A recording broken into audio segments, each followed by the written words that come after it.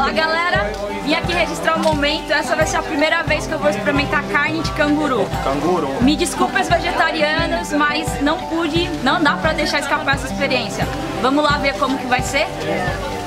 Aqui ó, na churrasqueira. E olha a cor desse canguru, né? Tipo, ele é muito vermelho. Vai pegar bem a cor aqui? Wait, go! Yeah. Galera, tá pronto. Aqui ó, o hamburgão de canguru aqui dentro. Vamos ver se é tudo isso mesmo que falam. Confesso que eu tô com um pouquinho de dó porque eles são mó fofinhos, né? Mas é uma experiência, vamos lá.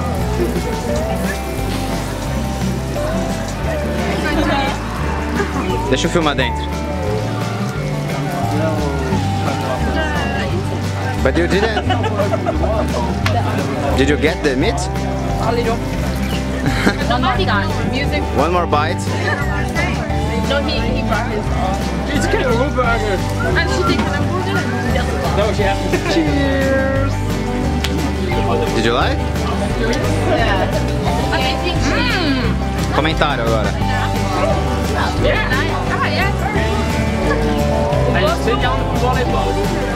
Ich helfe noch zu squash.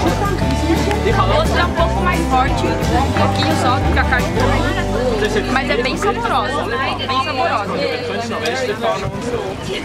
Muito bom. Vale a pena experimentar, gente. Valeu!